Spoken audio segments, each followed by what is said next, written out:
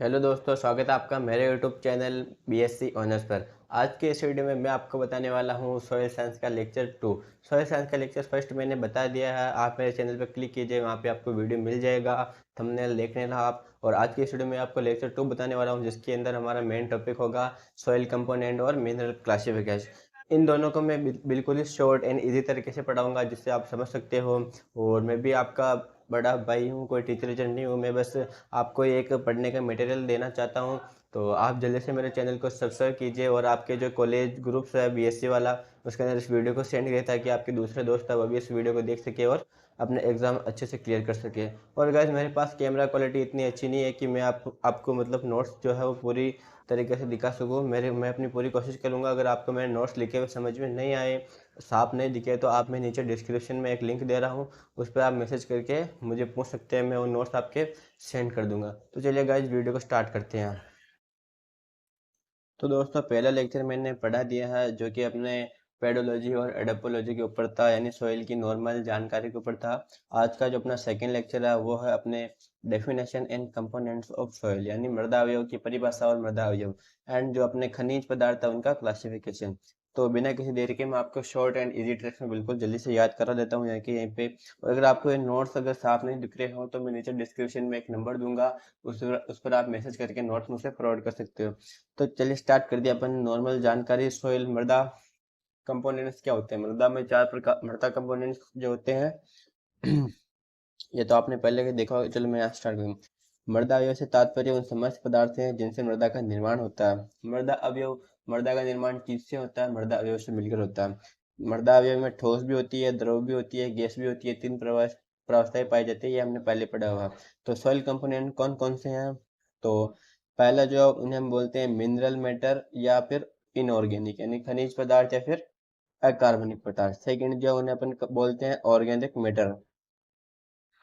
Second जो उन्हें हम बोलते हैं ऑर्गेनिक मैटर या फिर कार्बनिक पदार्थ। और इसे दोस्तों जीवाश्म पदार्थ भी बोलते हैं। इसे जीवाश्म पदार्थ भी बोलते हैं। और तीसरा अपने पास होता है सॉइल वाटर, यानी मृदा जल, और सॉइल एयर यानी मृदा वायु। ये चार प्रकार के कंपोनेंट्स अपने मृदा के अंदर देखने को मिलते हैं। तो जो ठोस पदार्थ होते हैं, जैसे एक ये पार्टिकल्स हो गया, एक ये पार्टिकल्स हो गया, एक ये पार्टिकल्स हो गया, एक पार्टिकल यहाँ पे हो गया, एक पार्टिकल यहाँ पे हो गया। जो इनके बीच जो ये गैप है, इनके बीच ये जो अवकाश है, जो गैप है, इनके अंदर या तो जल भरा होगा या फिर वायु भरी होगी। तो इन्हें कहते हैं soil water and soil air. ठीक है। तो ये सारे मृदा के अंदर जो कंपोनेंट्स होते हैं वो होते हैं खनिज पदार्थ, यानी मिनरल मैटर है वो 45% होती हैं, और कार्बनिक पदार्थ है वो 5% होते हैं। सॉइल वाटर और सॉइल एयर होते हैं 25%, 25-25%। ठीक है। अगर आपसे कोई पूछ ले कि मृदा के अंदर ठोस जो मतलब ठोस भाग है वो कितना प्रतिशत होता है, तो वो होता है 50%, क्योंकि कार्बन ठोस में खनिज और कार्बनिक दोनों मिक्स होते हैं, तो 50%। और अपन को बोल दे कि भाई कोई मृदा के अंदर रंध्रावकाश कितने प्रतिशत होता है? 50%। ठीक है। इसमें 50% ठोस और 50% रंध्रावकाश होता है। तो इसके अंदर बस कुछ भी नहीं है। मृदा अवयव की परिभाषा वही है, मतलब मृदा जिससे मिलकर बनती है उसे मृदा अवयव कहते हैं। और मृदा के अंदर ठोस, गैस, द्रव तीनों प्रावस्थाएं होती है। ठीक है। और मृदा अवयव मृदा निर्माण में सहायक होते हैं। और बस बस कंसेप्ट अपन को ये पढ़ना है। ठीक है। ये इसकी सारणी है। मतलब किसके अंदर क्या क्या पाए जाते हैं। अब जो कार्बनिक पदार्थ है, खनिज पदार्थ है, या फिर सॉइल वाटर है, सॉइल एयर, इनके अंदर भी कुछ कंपोनेंट्स होते हैं, वे किनसे मिलकर बने होते हैं ये पढ़ लेते हैं। ये वाली सारणी थोड़ी इंपॉर्टेंट है। बस कुछ नहीं, सॉइल कंपोनेंट्स हो गया, बस आप इसे याद कर लीजिए। और मैं एक आपको सारणी बता देता हूँ, अगर सारणी से आप बिल्कुल इजी तरीके से याद करते हो। ठीक है।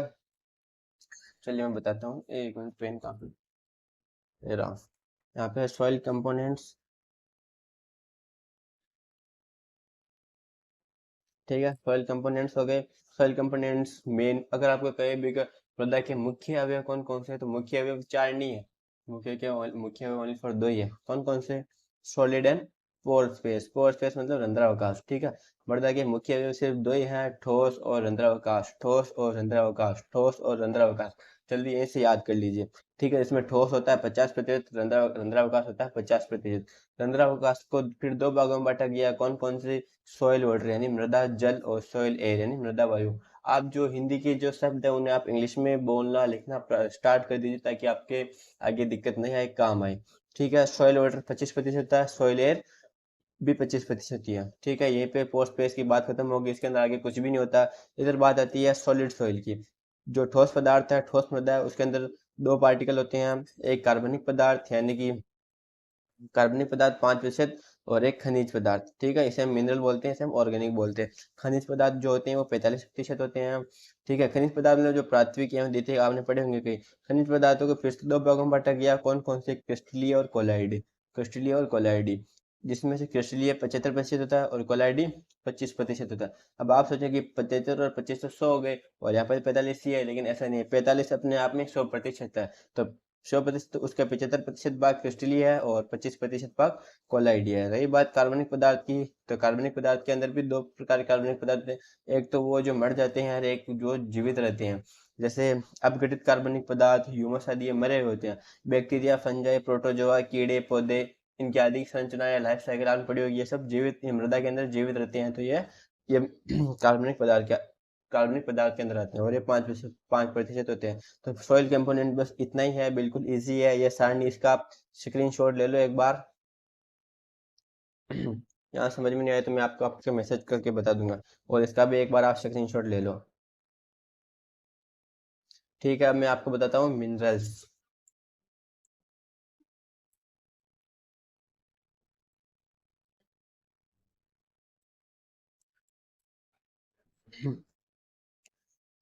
तो दोस्तों, क्लासिफिकेशन ऑफ मिनरल्स बिल्कुल छोटा सा है, बिल्कुल आसान है और बिल्कुल इजी एंड शॉर्ट है। बिल्कुल आपको 3 से 5 मिनट लगेंगे, मैं इसको आपको बताऊंगा और आप जल्दी से आपको यहीं कहीं याद हो जाएंगे। बस कुछ नहीं है, आप 5 मिनट तो इंस्टाग्राम पे रील देखने में वेस्ट कर दोगे, तब तक 5 मिनट यहाँ पे लगा लो, तो आपको कुछ याद रहेगा तो काम आएगा। पढ़ी हुई चीज़ कभी फालतू नहीं जाती। तो ठीक है, क्लासिफिकेशन ऑफ मिनरल। पहले अपने आगे जो खनिज पदार्थ है, मिनरल्स मतलब होता है खनिज पदार्थ। ठीक है, मिनरल्स मतलब होता है खनिज पदार्थ। मृदा के अंदर सबसे ज्यादा मात्रा में खनिज पदार्थ पाया जाता है, कितने? 45%। अभी के अभी यहाँ पर इस चीज को आप याद कर लो, 45%। ठीक है, और मृदा के अंदर सबसे महत्वपूर्ण अंग भी यही है। खनिज पदार्थ को सिर्फ दो भागों में बांटा गया है, कौन कौन से? Primary, secondary. प्राथमिक, द्वितीय। प्राथमिक, द्वितीय। ठीक है, सिर्फ दो भागों में बांटा गया। प्राथमिक के अंदर बहुत सारे खनिज पदार्थ है, और सेकेंडरी सेकेंडरी के अंदर भी बहुत सारे खनिज पदार्थ है। ठीक है, आपको इनमें से कुछ याद नहीं रखना। वैसे आपको पूछा जाएगा कि भाई निम्न से प्राथमिक खनिज पदार्थ कौन कौन से हैं, तो ऑप्शन में आ जाएगा क्वार्ट्स हो गया, कैल्साइट, डोलामाइट, जिप्सम हो गया, तो आपके ना क्वार्ट्स करना है। ठीक है, आपको बस ये याद रखना है कि भाई ये इस प्राथमिक के हैं, ये इसके, दोनों में साथ साथ है, ज्यादा कुछ नहीं है। साथ साथ आप आराम से याद रख सकते हो। ठीक है, अगर ये साथ आप याद नहीं रख सकते हो तो आप कुछ भी पढ़ाई नहीं कर सकते हो। ठीक है, ये आपके लिए चैलेंज है।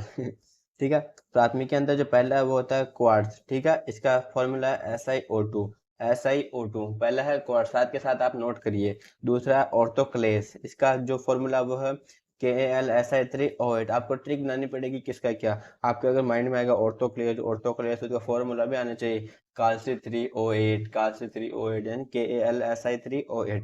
ठीक है, यह है प्लेजियोक्लेस। प्लेजियोक्लेस, इसका सूत्र वो है CanASSLAlSi3O9। ठीक है, जो अपना चौथा है वो है मस्कोवाइट, Kal3Si3O10। पांचवा है बायोटाइट। छठा है हॉर्न ब्लेंड, इसका सूत्र ये है। और सातवां ओगाइट है। इनमें से आपको अगर सूत्र नहीं भी याद हो रहे हो ना, नहीं भी याद, चिंता करने की कोई जरूरत नहीं है, सूत्र अपने को चाहिए भी नहीं। जो चीज याद नहीं हो रही वो चाहिए भी नहीं, क्योंकि अपने काम आएगी नहीं। अगर ऐसे सोचोगे तो आप उसे और ज्यादा पढ़ोगे। ठीक है, तो आपके मेन मेन कौन से है? क्वार्ट्स है, ओगाइट है, मस्कोवाइट है, बायोटाइट है, और एक ये प्लेजियोक्लेज है। ये मेन है। आप इनमें से कम आप 3 के या 4 के याद कर लीजिए। आपके एग्जाम में नहीं आएगा, लेकिन अगर आपके सॉरी दोस्तों, अचानक से लाइट चली गई है। अभी मैंने कैमरे की लाइट ऑन की है। आई होप आपको अच्छे से दिख रहा होगा, नहीं भी दिख रहा हो तो मैं आपको नोट सेंड कर दूंगा, आप मुझसे कांटेक्ट कीजिए। और इस चीज़ के लिए फिलहाल सॉरी। तो ठीक है, अपने मेन ये है, ओगाइट हो गया, क्वार्ट्स हो गया, प्लेजियोक्लेज हो गया, मस्कोवाइट हो गया और बायोटाइट हो गया। और एक सर हाईलाइट भी रहते हैं, तो इनको अपन को याद करना जरूरी है। ठीक है, इनके सूत्र आप देख लेना, आप मैंने जो टिक लगाए वो मेन है, उनके सूत्र आप याद कर लेना। क्वार्ट्स का तो पक्का कर लेना, इसका पूछा भी जाता है कि वाइवा में कोई भी पूछ लेता है SiO2 मतलब क्वार्ट्ज का सूत्र क्या है, तो अपन को SiO2 याद नहीं रहता है, क्योंकि वो बहुत सारे सूत्र तो अपन कंफ्यूज हो जाते हैं। तो फटाफट से देख लीजिए आप, जो द्वितीय खनिज पदार्थ है उसके अंदर भी 7 ही है, 8 है, लेकिन मैंने यहाँ पे 7 लिख रखे हैं। एक मैं आपको और बताऊंगा। ठीक है, जो पहला वो है कैल्साइट CaCO3, दूसरा है डोलामाइट CaCO3 डॉट MgCO3। ठीक है, ऐसे आपको देखना है, ये पॉइंट नहीं है आप CaCO3 डॉट MgO3, ऐसा नहीं है कि ये या तो ये हो गया या ये हो गया, तो पूरा एक है CaCO3 या डॉट MgCO3। ठीक है, तीसरा हो गया जिप्सम, जिसका होता है CaSO4 2H2। बढ़िया बात है, लाइट भी आ गई। चौथा है हिमेटाइट Fe2O3, पांचवा है लिमोनाइट, छठा है केओलिनाइट, सातवां है एपेटाइट। इसके अंदर सारे नाम सिंपल है, साधारण है, अपन को याद हो जाएंगे। और द्वितीय जो खनिज है उसके वो सारे इंपॉर्टेंट है। और इसके अंदर 8 खनिज है, इसमें जो एक और है वो है गिब्साइड। कौन सा? गिब्साइड। मैं यहाँ पे लिख लेता हूँ, इसमें वैसे लिखते हैं, इससे आपको दिखेगा नहीं।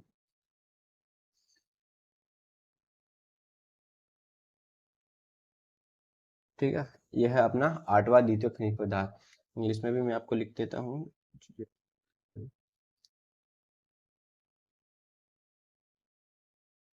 ठीक है, ये अपने क्लासिफिकेशन और मिनरल्स हो गया। इसका आप चाहे तो स्क्रीनशॉट ले लो, या फिर मेरे को मैसेज कर देना, मैं आपको उसका PDF में आपके सेंड कर दूंगा व्हाट्सएप पे। ठीक है दोस्तों, यही थी आज की क्लास। और वीडियो अच्छा लगा हो तो, अच्छा नहीं भी लगा हो तभी मेरे को फीडबैक चाहिए, तो आप डिसलाइक करके कमेंट कर दो या लाइक करके कमेंट कर दो। और आपके जो कॉलेज वाले दोस्त हैं जो BSc फर्स्ट ईयर कर रहे हैं, फिर BSc सेकेंड ईयर कर रहे हैं, अभी ये जो ऐसे नोट्स है 12th में भी काम आने वाले, 12th बोर्ड्स के भी नोट्स है, तो आप उनको सेंड करें ताकि वो भी देख सके। और चैनल को सब्सक्राइब जरूर कर देना। तो दोस्तों, ये थी आज की वीडियो। और आज की वीडियो में मैंने सोशल साइंस का लेक्चर सेकंड पढ़ा दिया है। जल्दी में कुछ 3 या 4 दिनों के अंदर मैं आपको लेक्चर जो है वो थर्ड नंबर पे पढ़ा दूंगा। और आप अच्छी तरीके से पढ़िए और एग्ज़ाम क्लियर करिए और अपनी स्टडी पर फोकस कीजिए। तब तक के लिए जय जवान जय किसान।